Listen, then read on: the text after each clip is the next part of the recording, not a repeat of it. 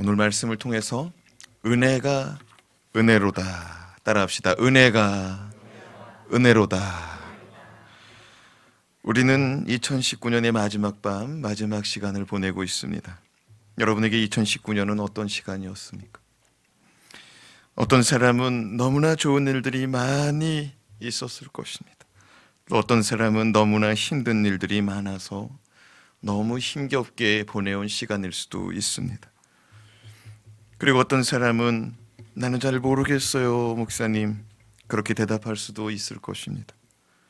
또 어떤 사람은 너무너무 좋은 일들이 많이 있었음에도 그것을 감사한 것으로, 그것을 내게 주신 좋은 것으로 여기지 못하는 분도 있을 것입니다. 또 어떤 사람은 감사한 일들이 있음에도 자신이 생각한 것의 수준에 이르지 못해서 기쁘지 않은 분들이 있어요. 좋은 일인데 내가 생각했던 수준이 아니야. 그래서 기쁘고 감사하지 않은 분이 있을지도 모릅니다. 사랑하는 여러분, 2019년을 어떻게 살아오셨고 이제 2020년 새해를 어떻게 맞이하고 또 새해를 어떻게 살아가시겠습니까? 오늘 말씀 사도 바울이 우리에게 주는 메시지는 이 2020년을 맞이하며 2019년의 마지막 시간을 보내는 우리에게 적지 않은 도전을 주고 있습니다. 말씀을 다시 한번 읽어보겠습니다. 시작. 그러나 내가 나된 것은 하나님의 은혜로 된 것이니 내게 주신 그의 은혜가 헛되지 아니하여 내가 모든 사도보다 더 많이 수고했으나 내가 한 것이 아니요 오직 나와 함께 하신 하나님의 은혜로다. 바울은 이 짧은 말씀 속에 하나님의 은혜를 몇 번 얘기했느냐? 3번 얘기했습니다. 몇 번 얘기했다고요? 3번. 하나님의 은혜에 대하여 3번 얘기했어요. 자, 그렇다면 사도 바울이 말하는 하나님의 은혜의 참된 의미는 무엇일까요? 이렇게 3번이나 말하고 있거든요. 은혜에 대해서 하나님의 은혜, 그 참된 의미 같이 살펴보겠습니다.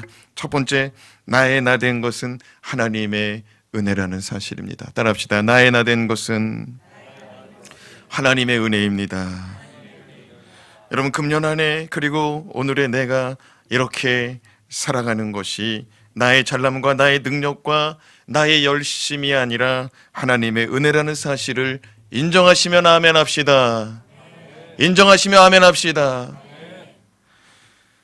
그리고 그 사실을 인정하고 감사하게 여기며 살아왔기를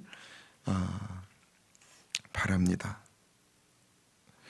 바울의 고백을 우리의 고백 삼아서 한번 다시 고백해 봅시다. 따라합시다. 나의 나된 것은 하나님의 은혜입니다. 나의 모든 삶은 주님의 은혜입니다. 이것을 고백할 수 있는 것이 하나님의 은혜라는 것이죠. 둘째로, 내게 주신 은혜를 헛되이 여기지 않는 것이 은혜입니다. 따라합시다. 내게 주신 은혜를 헛되이 여기지 맙시다. 어떤 사람은 누가 봐도 분명히 은혜를 받았는데 그 은혜를 변기 물 버리듯이 쫙 내려버립니다. 사실 은혜라는 것은 두고 또 두고 보고 볼수록 은혜가 더하게 되는, 은혜가 부유하게 되는 그런 영적 비밀이 있는데 그냥 일회적이고 단회적인 은혜로 여기는 사람들이 있어요. 사랑하는 여러분, 우리가 너무 일찍 은혜를 잃어버린 것은 아닐까요? 그래서 나는 하나님의 은혜가 없다고 빈 깡통 두드리면서 살아가고 있지는 않습니까? 분명히 누구보다 많은 은혜를 받았고 누구보다 많은 은혜를 누리고 있는데도 그것을 은혜로 여기지 않고 살고 있지는 않습니까? 사도 바울은 하나님이 자신에게 베푸신 은혜가 어떤 은혜인지를 깨달은 다음서부터는 그 은혜를 감사히 여기고 그 은혜를 헛되이 여기지 않고 하나님을 위해서 수고하고 더 많이 수고했다라고 말씀하고 있습니다. 다시 한번 말씀 읽어봅시다. 시작. 그러나 내가 나 된 것은 하나님의 은혜로 된 것이니 내게 주신 그의 은혜가 헛되지 아니하여 내가 모든 사도보다 더 많이 수고했으나 내가 한 것이 아니요 오직 나와 함께 하신 하나님의 은혜로다. 따라합시다. 내게 주신 은혜가 헛되지 아니하여. 그렇습니다. 은혜를 은혜로 여길 때 그것이 은혜라는 거예요. 따라합시다. 은혜를 은혜로 여기는 것도 은혜입니다. 마지막으로 더 많이 수고할 수 있는 것도 은혜입니다. 따라합시다. 더 많이 수고할 수 있는 것도 은혜입니다. 오늘 윷놀이 척사대회를 위해서 우리 남성도 연합 가운데 두 분이 아주 일찍 오셨어요. 네, 부지런히 준비해도 모자라더라고요. 시간이 모자라. 그래서 조금 더 늦게 오신 분이 또 한 분 계세요. 그분이 또 동참해서 같이 또 일을 이뤘어요. 나중에 또 오신 분이 또 있어요. 또 그분이 동참했어요. 그러니까 오늘 같은 경우에는 제일 먼저 온 두 분이 제일 많이 수고했어요. 그 다음 오신 분, 그 다음 오신 분. 사랑하는 여러분, 다른 이보다 더 많이 수고했다는 말씀은 지금 주님을 위하여 수고하는 어떤 이들이 있는데 사도 바울이 그들보다 조금 더 했다는 거예요. 더 많이 수고했다는 거예요. 바울은 1차 선교여행 때 1600km를 걸어가서 복음을 전했습니다. 2차 선교여행 때는 3000km, 3차 선교여행 때는 1500km. 그래서 합이 6000km가 넘는 길을 걸어 다녔어요. 우리가 하여튼 교회가 조금 성장하면 성지순례를 바로 가려고 그래요. 그래서 몇몇 분한테는 성지순례 가고 싶다고 하시길래 한 달에 10만 원씩 적금을 빨리 버놔라. 그때 가서 목돈으로 가려고 그러면 힘드니까 10만 원씩은 떼어놓을 수 있을 것이다. 10만 원씩 떼어놓으라. 제일 먼저 갈 곳은 이스라엘이에요. 그 다음 요르단, 그 다음은 터키예요. 이스라엘은 예수님께서 행하신 땅이고 요르단은 구약의 선지자들이 활동한 땅이에요. 그리고 터키는 사도 바울과 베드로와 수많은 주의 제자들이 그곳에서 활동한 땅이에요. 가면 너무너무 은혜가 돼요. 근데 놀라운 사실은 바울이 그걸 걸어 다녔다는 거예요. 사도 바울의 수고를 고린도후서 11장 23절에서 28절은 이렇게 기록하고 있습니다. 같이 읽어봐요. 그들이 그리스도의 일꾼이냐 정신없는 말을 하거니와 나는 더욱 그러하도다. 내가 수고를 넘치도록 하고 옥에 갇히기도 더 많이 하고 매도 수없이 맞고 여러 번 죽을 뻔하였으니 유대인들에게서 40에서 하나 감한 매를 5번 맞았으며 3번 태장으로 맞고 1번 돌로 맞고 3번 파선하고 1주야를 깊은 바다에서 지냈으며 여러 번 여행하면서 강의 위험과 강도의 위험과 동족의 위험과 이방인의 위험과 시내의 위험과 광야의 위험과 바다의 위험과 거짓 형제 중의 위험을 당하고 또 수고하고 애쓰고 여러 번 자지 못하고 줄이며 목마르고 여러 번 굶고 춥고 헐벗었노라. 이 외의 일은 고사하고 아직도 날마다 내 속에 눌리는 일이 있으니 곧 모든 교회를 위하여 염려하는 것이라. 6000km를 돌아다니면서 많은 교회를 개척했어요. 그 교회들 걱정하느라고 잠 못 자고 마음 아프고 속상하고. 왜요? 여러분 지금 사도 바울의 서신서들이 있어요. 에베소서, 골로새서, 빌립보서, 빌레몬서, 고린도 전후서 여러 서신서들이 있는데 그거 왜 썼냐면은 따라합시다. 속 터져서. 누구 속 터졌을까요? 바울 속 터져서. 그러니까 바울이 갈 수 없어가지고 글로 써가지고 그렇게 살면 안 돼요. 빨리 돌이켜야 돼요. 정말 주님을 위해서 살아야 돼요. 그거 헛되고 헛된 거예요. 빨리 주님을 위해서. 그게 바울 서신서들이에요. 바울은 정말 넘치도록 많은 수고를 하였습니다. 옥에 갇히고 매도 수없이 많고 여러 번 죽을 뻔하였습니다. 40에 하나 감한매를 5번 맞고 태장. 여기 수원에 가면은 유명한 수원 화성 행궁이 있어요.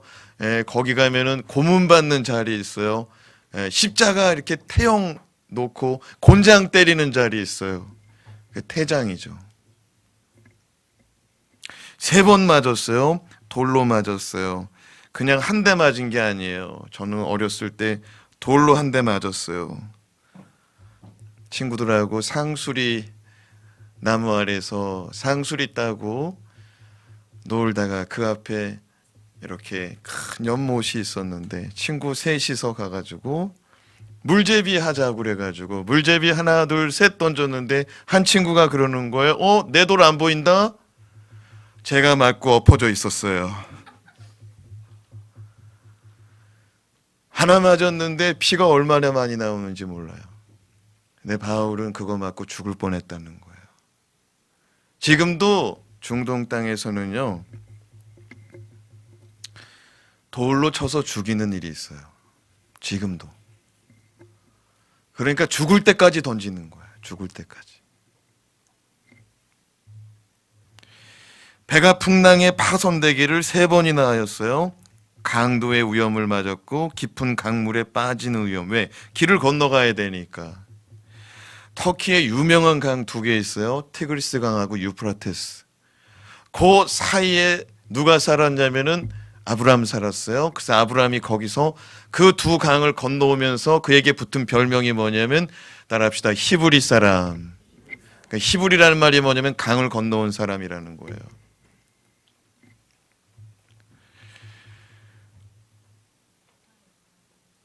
바울은 동족으로부터 히브리인들로부터 이방인들로부터 또 광야에서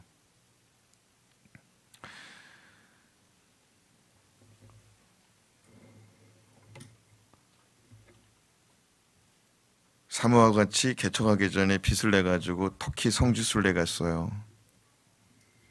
렌트카 타고 밟아요. 7시간, 8시간 밟고 한 곳 성지순례 했어요. 바울이 이동거리를 쫓아다녔거든요. 자동차로도 7시간, 8시간 달리고 하나 봤어요. 바울이 그렇게 선교했어요. 차로도만 7시간, 8시간. 근데 걸었으면 어떻게 되겠어요? 사랑하는 여러분, 바울이 말합니다. 헐벗고 굶주리고 추위에 떠는 일도 참 많았다. 그런데 오늘 말씀에 사도 바울이 이 모든 수고를 한마디로 뭐라고 말했냐면 내가 이렇게 수고한 것도 하나님의 은혜입니다. 다시 한번 우리 성경 고린도전서 5장 15장 10절 말씀 읽어요. 시작. 그러나 내가 나된 것은 하나님의 은혜로 된 것이니 내가 주신 그의 은혜가 헛되지 아니하여 내가 모든 사도보다 더 많이 수고하였으나 따라합시다. 내가 모든 사도보다 더 많이 수고하였으나 내가 한 것이 아니요. 우리 교회 공동체 가운데 수고했어요. 근데 그것을 내가 한 것이 아니라 주의 은혜라고 말할 수 있기를 주님의 이름으로 축원합니다. 얼마나 멋있을까요? 얼마나 멋있을까요? 또 연이어서 읽겠습니다. 내가 한 게 아니라 누가 한 거래요? 시작. 오직 나와 함께 하신 하나님의 은혜로다. 저는 오늘 말씀을 통해서 깨달아요. 하나님의 은혜를 은혜로 알고 은혜를 아는 것으로 그치지 않고 은혜를 갚으며 살고자 힘쓰고 애쓰는 그 수고할 수 있는 것도 은혜다. 오늘 이 송구영신 예배 드리려고 어떤 분 밥도 못 먹고 왔을 수 있어요. 어떤 분 멀리서 왔을 수 있어요. 일 끝나고 바로 왔을 수 있고 어떤 분은 아내의 협박에 못 이겨서 오신 분이 있을 수도 있어요. 안 가면 끝날 줄 알아. 안 끝나려고 막 같이 온 분이 있을 수도 있어요. 자녀들 가운데서는 부모의 협박 속에 온 그런 분도 있을 수 있어요.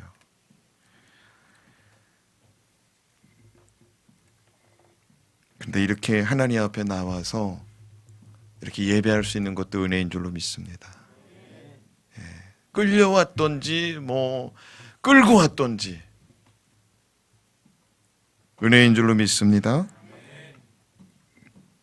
그러므로 사도 바울은 모든 것이 은혜다 고백하고 있어요. 모든 것이 은혜다. 사랑하는 여러분, 은혜 받는 것도 은혜입니다. 은혜 받은 것을 은혜로 여기는 것도 은혜입니다. 동의하면 아멘. 여러분, 굉장히 중요한 거 말하고 있는데 같은 말인 것 같죠? 전혀 같지 않거든요. 다시 한번 정신 차리고, 은혜 받는 것도 은혜입니다. 동의하면 아멘. 여러분, 은혜라는 말은 받을 자격 없는 자가 받는 게 은혜예요. 근데 내가 은혜 받았다, 그걸 알아. 그걸 내가 알게 됐어요. 그게 은혜라는 거예요. 그 이해가 되는지 모르겠어요. 은혜 받는 것도 은혜인데 은혜 받은 거 아는 것도 은혜라는 거예요.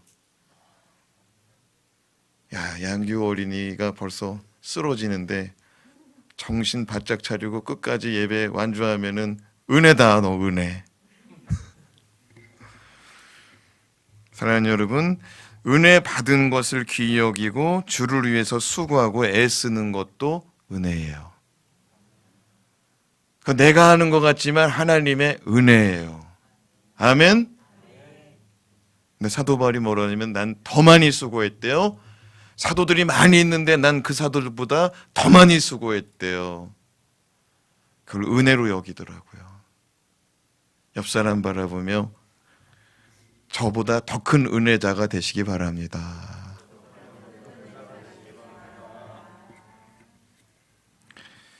사도 바울은 우리가 하나님의 은혜를 은혜로 여기기 위해서는 성령 받아야 된다고 말씀합니다.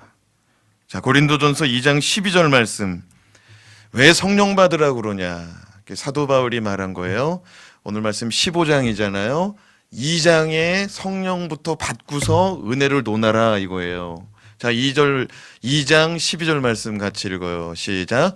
오직 우리가 세상의 영을 받지 아니하고 오직 하나님으로부터 온 영을 받았으니 이는 우리로 하여금 하나님께서 우리에게 은혜로 주신 것들을 알게 하려 하심이라. 따라합시다. 하나님의 영을 받을 때, 성령 받을 때 은혜를 은혜로 여깁니다. 그러니까 은혜를 은혜로 여기지 못하는 자가 누구냐? 성령 받지 못해서 그래요. 다른 말로 하면 성령 충만하지 못해서 그래요. 주님은 우리 가운데 일꾼 세울 때, 주님의 일꾼 세울 때 성령 충만한 자 세워라. 자, 사도행전 6장 3절에서 6절 말씀 시작. 형제들아, 너희 가운데서 성령과 지혜가 충만하여 칭찬받는 사람 7을 택하라. 우리가 이 일을 그들에게 맡기고 우리는 오로지 기도하는 일과 말씀 사역에 힘쓰리라 하니 온 무리가 이 말을 기뻐하여 믿음과 성령이 충만한 사람 스데반과 더 빌립과 브로고와 니가로와 디몬과 바베니와 유대교에 입교했던 안디옥 사람 니골라를 택하여 사도들 앞에 세우니 사도들이 기도하고 그들에게 안수하니라. 자, 3절 말씀 펴주세요. 성령과 뭐가 충만한 사람이에요? 자, 5절 말씀 펴봐요. 성령과 뭐가 충만한 사람? 따라합시다. 성령과 지혜, 성령과 믿음. 여러분, 그냥 혼자 지혜가 충만해도 안 돼요. 그냥 혼자 믿음이 충만해도 안 돼요. 성령과 함께 해야 될 줄로 믿습니다. 성령과 지혜가 충만한 사람, 성령과 믿음이 충만한 사람, 그 사람이 집사 될 자격이 있다는 거예요. 그럼 우리가 받은 집사는 뭐냐? 따라합시다. 서리 집사. 서리 집사는 덜 익은 집사예요. 인턴십 집사예요. 인턴십이 뭐예요? 배우는 자예요. 비정규직이에요. 우리 교회는 서리 집사를 세울 때 30여 가지 항목을 주고 그 항목표에 체크하라고 그랬어요. 대부분 그 30여 가지를 다 체크하지 못하더라고요. 그래서 1년의 시간을 줄 테니 일단 집사직분 받고 모자란 거 채우쇼 그랬어요. 그랬더니 다 채우겠다고 사인해서 냈거든요. 그 다음번에 이제 다시 그 체크 항목을 주고 다시 체크하라고 그랬어요. 그랬더니 많이 체크를 못했어요. 그래서 그러면 체크가 이제 30여 가지 마스터가 안 된 사람들은 잘라야겠다 하고 얼굴들을 딱 쳐다봤는데 자르면은 나 싫어하겠더라고요. 그래서 그 다음번에 그냥 빨리 채우세요 그러고 한 번 더 서리 집사직을 줬어요. 근데 세 번째는 안 줬어요. 왜냐면 줘도 이상할 것 같아. 왜냐면 마스터가 안 돼가지고. 그러니까 올해는 집사직분 줬어요, 안 줬어요? 그러면 다 직위 해제된 거예요. 직위 해제. 무슨 말씀인지 알아요? 서리 집사는 그런 거예요. 근데 지금 이들이 받은 집사의 직은 뭐냐면은 안수 집사예요. 무슨 집사예요? 안수 집사. 사랑하는 여러분, 안수 집사, 권사, 장로의 직은 정말 신중에 신중을 더해야 돼요. 초대교회 성도가 얼마나 많았어요? 예루살렘 초대교회 베드로가 복음 전해서 하루 한날에 회개하고 예루살렘 교회 등록하고 침례받은 자가 세례받은 자가 몇 명이었어요? 3,000명. 3,000명 한날에 3,000명 그냥 부흥했어요. 몇 년이 지났어요. 그들 가운데 집사 몇 명 세웠어요? 7명 세웠어요. 무슨 얘기냐면 직분을 굉장히 귀히 여기고 줬다는 거예요. 요즘처럼 남발하고 막 퍼준 게 아니라고요. 그리고 그 안에서 뽑았대요. 그 안에서 성도들 안에서 뽑았대. 저 사람이 성령 충만하고요. 저 사람이 믿음 있고요. 저 사람이 성령 충만하고요. 저 사람이 지혜도 있대요. 할렐루야. 그게 몇 명이라고요? 7명. 여러분, 성령 충만하지 않을 때 어떤 현상이 나타나느냐? 냉소적인 사람이 됩니다. 냉소적이라는 게 뭐예요? 차가운 미소. 차가워요. 찬바람 불어요. 그리고 언어가 감사보다는 불평이 많아요. 그것이 이성적이고 현실적인 말을 하니 지혜롭다고 생각될 수가 있습니다. 그러나 성령 충만함은 이성에서 나오지 않고 말씀과 믿음에서 나오는 줄로 믿습니다. 여러분, 성령 충만은 대부분 지혜자가 받는 게 아니고요. 오히려 못 배운 사람들이 받고요. 똑똑한 소리 하는 남자들이 더 많이 받을 것 같은데 여자들이 더 많이 받아요. 왜냐하면 여자들은 일단 믿고 보거든요. 제가 그것을 증명해 볼게요. 여자들이 일단 믿고서 산다라는 걸 증명해 볼게요. 일단 믿고 결혼했기 때문에. 그렇죠? 남자들은 확인하고 또 확인해가지고 그 다음 스텝 밟거든요. 근데 여자들은 일단 믿고. 그렇죠? 남편 믿고 결혼한 줄로 믿습니다.